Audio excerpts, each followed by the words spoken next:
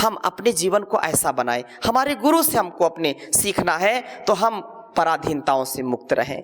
रोगों की पराधीनता, भोगों की पराधीनता, मन इंद्रियों की पराधीनता, ये पराधीन सपने सुख नाही। आज प्रभात में मैंने बोला था ना, पराधीन सपने सुख नाही। गोस्वामी तुलसीदास जी ने लिखा ना, पराधीनता में कभी सुख नहीं मिल सकता, इसलिए स्वाधीन रहो अंदर से। अब स्वाधीन का मतलब स्वच्छंदता नहीं है कि जो मनाया कर दिया, बोले हम तो स्वाधीन है, हम किसी के बस में नहीं आने वाले, ये ऐसा नहीं।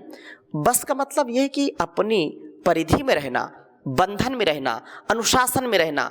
अनुशासन में रहना ये हमारा स्वभाव है।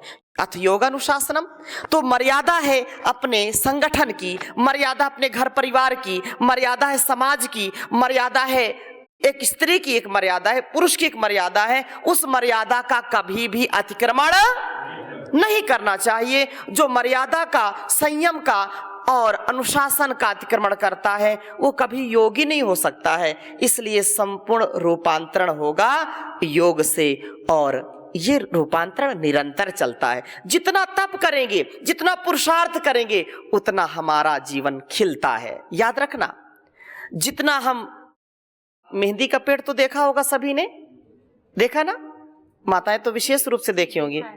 मेहंदी के पत्ते तोड़ करके हाथ में रख लीजिए, रात भर रखिए, क्या उसमें कलर आएगा? बोलिए ना, नहीं आएगा।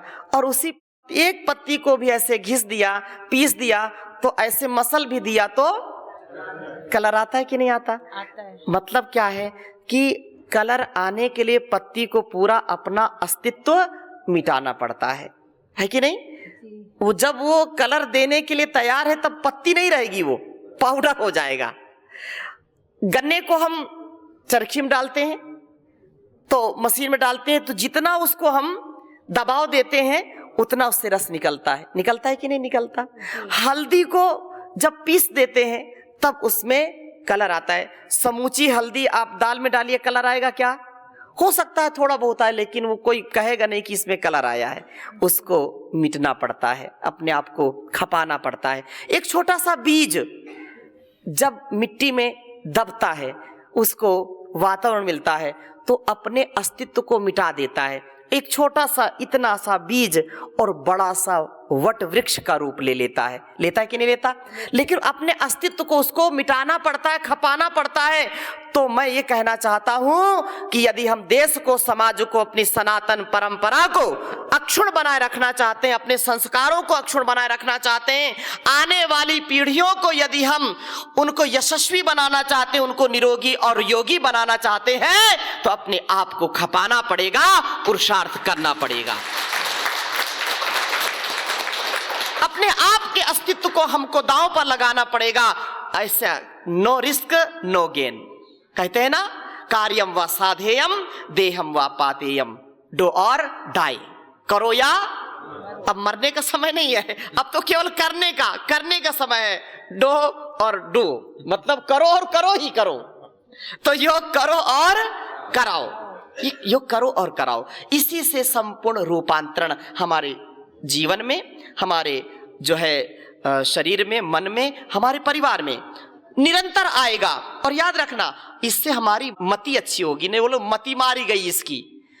योग करने और कराने वाले व्यक्ति की कभी मति नहीं मारी जाती, उसकी मति, भक्ति, कृति उत्तम हो जाती है और कभी क्षति नहीं होती, उन्नति होती है, उसकी अधोगति नहीं होती, वह ऊर्ध्वरेता बन जाता है, प्रगति की ओर बढ़ता है, कभी दुर्गति नहीं होती, कभी दुर्मति नहीं होती उसकी। क्यों? क्योंकि वह योग को, अध्यात्म को, ऋषि परंपरा को उसने आत्मसात कर लिया है। इसलिए अपने जीवन को बिल्कुल निर्लेप भाव में जीना, कोई अहंकार नहीं, कोई मन में विकार नहीं, दिखावटी, बनावटी, मिलावटी, सजावटी, इन चीजों से बचना है। हम जैसे हैं वैसे ही अच्छे हैं। हमको संसार का जो सबसे सुंदर जीवन है वो मिला है, ईश्वर ने दिया, भगवान ने दिया है। इंसान का जीवन, इससे बढ़कर क्या हमको चाहिए? लेकिन कुछ अंदर की सफाई नहीं चाहते और बाहर लीपा पोती करते रहते हैं। बाहर हम ऐसे हैं, अंदर को हमको सुंदर करना है। योग करेंगे तो अंदर और बाहर, इंटरनल और एक्सटर्नल दोनों ही सफाई होगी, दोनों ही सुंदरता बढ़ेगी। इसलिए मैं बार बार कहता हूं कि ये सेवा जो हमारी ड्यूटी है, ये योग की सेवा सबसे बड़ी ड्यूटी है। सो ये duty, this is our divine beauty, internal and external. अपनी ड्यूटी निभाएंगे ना तो अपने आप ये ब्यूटी बढ़ेगी। अभी डॉक्टर साहब एक डहरवाल जी अपने आयुर्वेद ग्रंथ की बात कर रहे थे। लोग कुछ कष्ट मानते हैं, कुछ तनाव में आ जाते हैं, तो वहां पर एक सूक्ति आती है कि फले ईर्षु हेतौ, हेतौ ईर्षु फले नेर्षु, हेतौ ईर्षु फले नेर्षु। अब इस संस्कृत ऐसे समझ में नहीं आएगी। वहां कहा कि देखो, तुम यदि किसी की उन्नति देख रहे हो, किसी की सुंदरता देख रहे हो, किसी का धन वैभव देख रहे हो, किसी का बहुत ज्यादा नाम बढ़ रहा है, नेम फेमस का हो रहा है, तो उससे कभी ईर्ष्या मत करो, उसके फल में ईर्ष्या मत करो कि इतना धनवान ये है, इतना ये बलवान कैसे हो गया, इतना सुंदर कैसे हो गया, मैं भी होना चाहूंगा, ये कैसे हो गया। उसके फल में यदि ईर्ष्या करोगे तो कभी भी आप ऐसा नहीं बन पाओगे। ईर्ष्या तुमको करनी है ना तो हेतु ईर्षु, किसमें करो? हेतु, हेतु में। आज स्वामी जी महाराज का, गुरुदेव जी का इतना बड़ा कद है और कोई जो तमाम लोग आग उगलते रहते हैं, उगलते कि नहीं उगलते, उनको कभी समझाना। ये सुनील जी जो लोग कहते हैं अनावश्यक, तो स्वामी जी ने क्या किया है तुम वैसा करके दिखाओ, वो आज क्या बन गए हैं उनके फल में ईर्ष्या मत रखो। जिस दिन तुम ऐसा कर लोगे मैं तुम्हारे चरणों में आ जाऊंगा। आप बिल्कुल बिंदास कह दिया करें कि आप यदि स्वामी जी महाराज को, ऐसे तो लोग कहते हैं, यहाँ की भी कई लोग मुझको बता रहे थे कि अब नाम मैं नहीं लूंगा, बड़े नेता है वो, तो स्वामी जी महाराज के कार्यक्रम रोज देखते हैं। लाइव में वो लिख दिया एक दिन उन्होंने कि स्वामी जी महाराज, हूं तो मैं आपका विरोधी, लेकिन मैं आपका कार्यक्रम रोज देखता हूं, रोज कपालभाती करता हूं। तो ऐसे भी लोग हैं, तो कुछ ना कुछ तो लोग कहेंगे, लोगों का काम है कहना। लेकिन दो बातें सदा याद रखना, हेतु ईर्षु फले नेर्षु, फल में ईर्ष्या मत करो। अगर तुमको करनी है तो हेतु में ईर्ष्या करो। जितना उसने पुरुषार्थ किया है तुम भी पुरुषार्थ करो। तुम यदि धनवान बनना चाहते हो तो उतना पुरुषार्थ करो, बुद्धिमान बनना चाहते हो उतना तप करो। तो ये जो बात हमारे ऋषियों ने लिखी है ना, एक एक बात पर घंटों घंटों मैं बोलूं तो भी कम होगा। इसलिए सार रूप में केवल इतनी बात कहूंगा कि आज जो हमको सबको परम पूज्य गुरुदेव जी महाराज ने सेवा दी है, ये बहुत पुण्य के बाद हमको मिला है। ये हमारे जन्म जन्मांतरों के पुण्य का फल है, जो हम इस युग में परम पूज्य गुरुदेव जी महाराज के शरणागति हैं, उनको हम देख रहे हैं, सुन रहे हैं, जान रहे हैं। और आने वाले समय में, जैसे आपने सबने इस बात को स्वीकारा है कि आने वाला समय जो 1000 वर्ष 500 वर्ष बाद जब ये बात आएगी, तो हमारे घर परिवार को, हमारे रिश्तेदारों को, हमारी संतानों को हमारे ऊपर गर्व होगा कि जब योग युग आया, जब योग की क्रांति हुई, तो हमारे चाचा, हमारे ताऊ, हमारे माता, हमारे बहन भी इस योग के कार्य में, इस अनुष्ठान में, इस आंदोलन में सबसे अग्रणी भूमिका निभाने वाली थी। तो इसलिए अपना जोरदार अभिनंदन करिए। ये विशेषकर ये अभी 5-10 वर्ष बड़ा कठिन वर्ष है। ये 5-10 वर्ष ये संघर्ष का समय है। इसलिए मैं आह्वान करना चाहता हूं कि आप कमर कस लीजिए। ये परिवर्तन का समय है, ये सनातन का समय है, ये भेदभाव का समय नहीं है, ये ऊंच नीच का समय नहीं है, ये छल कपट का समय नहीं है, ये एकत्व का भाव है, सहबंधुत्व का भाव है, वसुधैव कुटुंबकम का भाव जागृत करना है। इसलिए हम उस भगवान की, उन ऋषियों की संतान हैं, हम जन्म से महान हैं और हमको गर्व होना चाहिए, स्वाभिमान होना चाहिए कि हम ऐसे परिवार के सदस्य हैं जहां पर कोई जातिवाद नहीं, कोई प्रांतवाद नहीं, कोई भाषावाद नहीं, कोई भेदभाव नहीं, केवल एक ही वाद है, अध्यात्मवाद। अध्यात्मवाद, अध्यात्मवाद जो हमको शुद्धतम बनाता है, हमको पवित्रतम बनाता है। हमारे अंदर शुचिता, पवित्रता, हमारे अंदर परस्परता, कृतज्ञता, नम्रता, समता, ममता, क्षमता का भाव जागृत करता है। इसलिए हमको ऐसा ही बनना है और अपने जीवन को सफल करना है। याद रखना, जीवन तो कितने लोग आए और चले गए इस संसार से, कोई परमानेंट नहीं रहता है, लेकिन याद उन्हीं को किया जाता है जिनका जीना और जिनका जाना, शब्द पर ध्यान दीजिए, उन्हीं का जीवन सफल होता है जिनका जीना और जिनका जाना इस संसार ने जाना, वही समझो जीवन को जिया है। अपने इस कर्तव्य का निरंतर बिना किसी रोक टोक के अपने जीवन और जगत के कल्याण के लिए सदा ही आगे बढ़ते रहेंगे तो निरंतरता में ही, गति में ही हमारी शक्ति है। और स्वस्ति पंथा मनुचरेम सूर्या चंद्रमसाविव पुनर्ददता घ्नता जानता संगमे मही। जैसे सूर्य और चंद्र, वेद का मंत्र है ये, जैसे सूर्य और चंद्र कभी थकते हैं क्या? नहीं। कभी रुके हैं क्या? नहीं। कि नहीं आज तो बहुत सर्दी है, आज तो मैं नहीं निकलूंगा। कभी सूर्य ने ऐसा किया क्या? नहीं किया। चंद्रमा, अरे आज तो बहुत ठंड है रात में, आज मैं प्रकाश नहीं दूंगा, ऐसा हुआ क्या? वेद कहता है कि तुम जैसे सूर्य और चंद्र कल्याण के पथ पर, ऐसा ईश्वर ने विधान किया है, वो सदा अपने कर्तव्य के पथ पर आगे बढ़ रहे हैं। तो हमारा मनुष्य का जीवन ऐसा ही होना चाहिए कि हमको माता पिता गुरु आचार्य जो भी एक संतुलन का, योग जोड़ने का काम करता है, योग तोड़ने का काम नहीं करता है। तो आज ये दूसरा दिन यहाँ बैतूल में हम व्यतीत कर रहे हैं और अलग अलग जिले से भी हमारे यशस्वी जिला प्रभारी, संरक्षक, योगाचार्य, हमारे योग शिक्षक आए हुए हैं, माताएं बहनें हैं। तो पुनः आपका एक बार जोरदार अभिनंदन। और यहाँ जो प्रेम है, यहाँ के जो हमारे विधायक जी हैं या नगर पालिका अध्यक्ष हैं या सभी आदरणीय सुनील जी, कितना सबके अंदर प्रीति का भाव, स्नेह का भाव, और यही वास्तव में विशुद्ध सनातन तो यही है। बाकी सनातन के नाम पर भी बड़ी लूट है। सनातनी कहलाते हैं लेकिन आपस में ही तनातनी रहती है। गौर से कहो, हम सनातनी और घर में ही तनातनी, तो किस बात के सनातनी? ये कभी नहीं होना चाहिए। No ego, no ignorance, unconditional surrender. अपने आप को समर्पित कर दीजिए, प्रभु को सब कुछ अर्पित कर दीजिए, सारा संसार, सारा समाज आपका हो जाएगा। लेकिन छल से, बल से इस दुनिया को जीता नहीं जा सकता। कितने लोग आए और चले गए।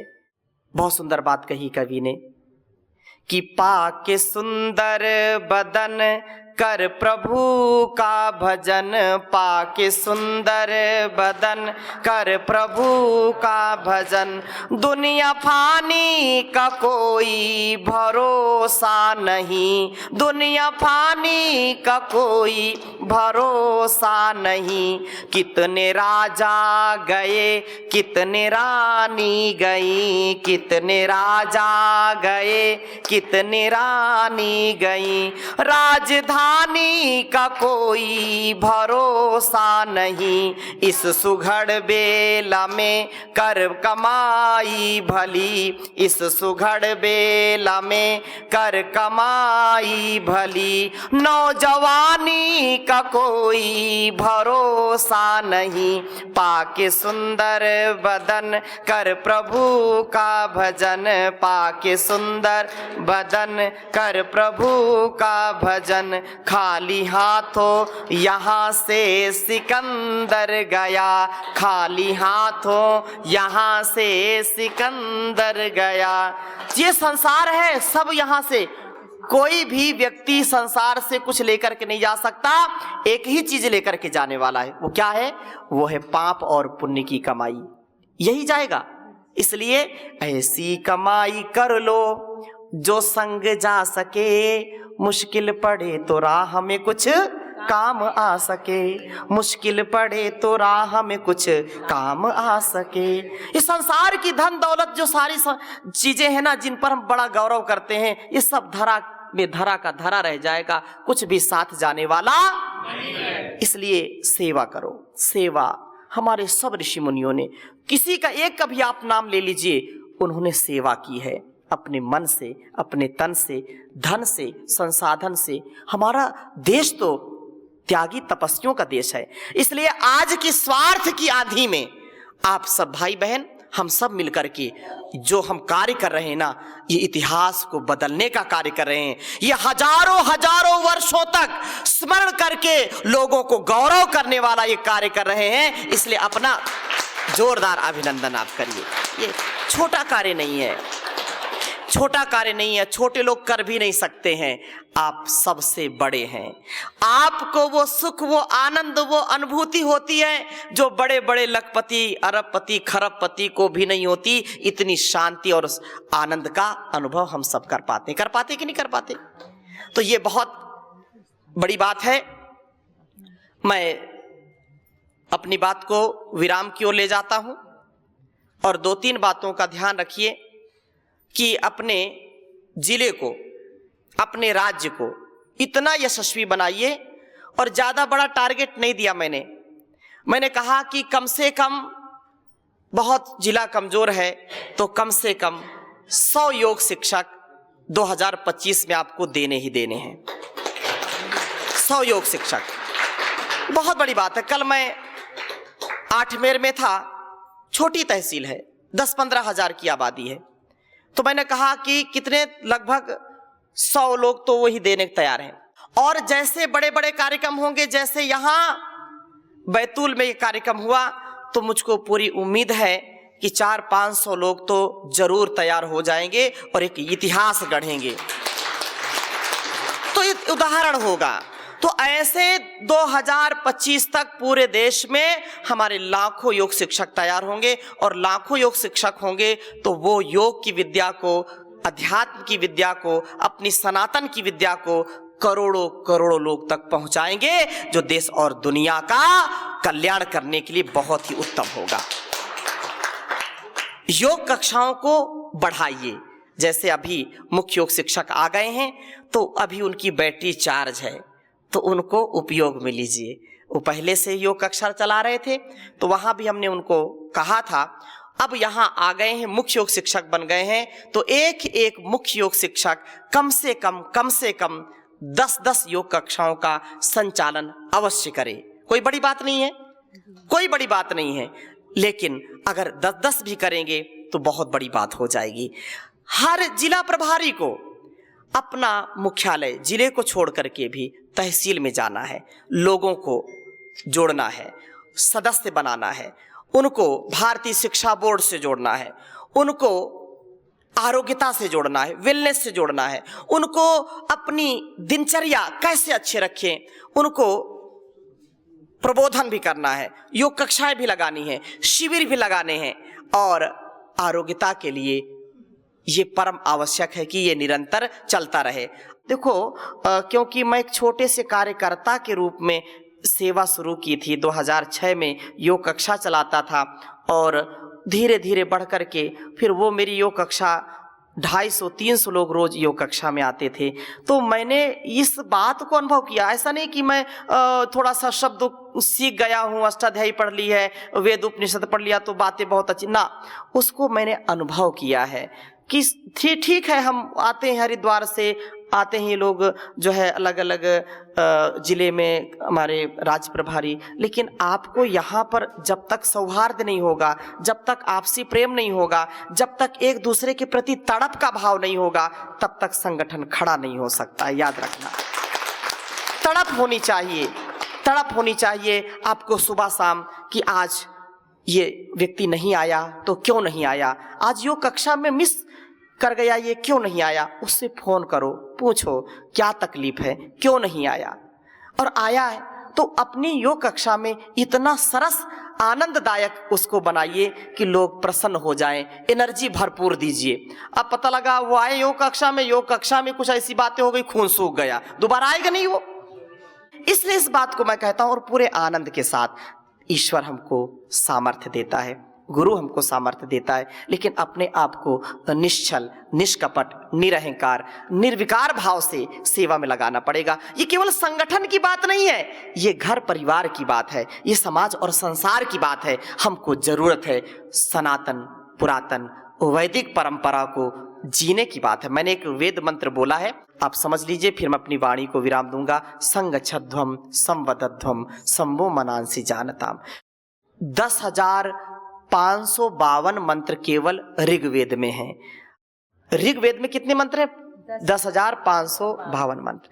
सारे वेद मंत्र 10,500 लगभग 45-46 मंत्रों के बाद ईश्वर का आदेश क्या है, उपदेश क्या है कि यदि तुम इस बात को नहीं समझोगे, इस बात को जीवन में नहीं उतारोगे, तुम कितना भी वेद पढ़ो, कितने भी मंत्र बोलो, उसका कोई लाभ नहीं है। इसलिए कहा संगच्छध्वम, तुम साथ साथ चलो। ऐसा नहीं कि एक दाएं एक बाएं, हमारा रास्ता अलग तुम्हारा रास्ता अलग।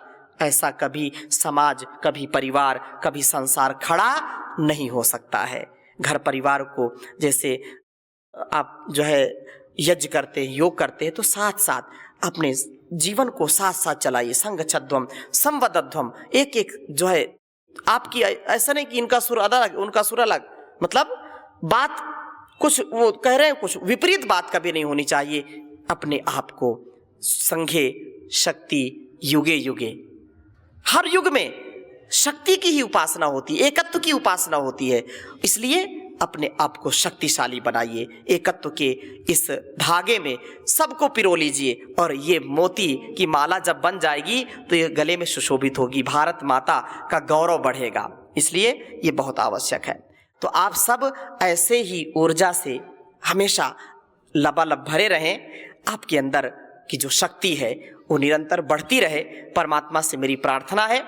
और निरंतरता से आप लगे रहिए। ईश्वर हमारे घर परिवार को भी अच्छा बना देता है। याद रखना, जो लोग सेवा ईमानदारी से करते हैं उनके घर परिवार में कभी दुख दर्द नहीं होता है। उनके बच्चे भी संभल जाते हैं, उनका घर परिवार भी संभल जाता है, उनकी रक्षा स्वयं ईश्वर करता है।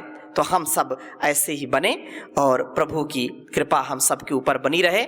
बहुत बहुत आप सबको साधुवाद, बहुत बहुत धन्यवाद। और यहाँ मैं आह्वान करना चाहता हूँ कि अपने बच्चों को भी पतंजलि विश्वविद्यालय में, पतंजलि गुरुकुलम में, पतंजलि संन्यासाम, जो जिसका कोई सन्यासी हमारे जैसा युवा बनना चाहता है तो उसको भी भेजिए, देश और समाज के लिए वो काम करे कुछ। जो विश्वविद्यालय में पढ़ना चाहते हैं, विश्वविद्यालय भारत का ही नहीं पूरे विश्व का जो योग का सबसे अच्छा विश्वविद्यालय, और अभी उसको A+ का जो है ग्रेड मिला पहली बार ही, तो वो भी आप कर सकते हैं, ये बहुत अच्छा होगा। तो आप सब बड़ी दिव्यात्माएं हैं। मैं आपको पुनः हृदय की गहराइयों से बहुत बहुत प्रणाम करता हूँ, बहुत बहुत आपका धन्यवाद करता हूँ।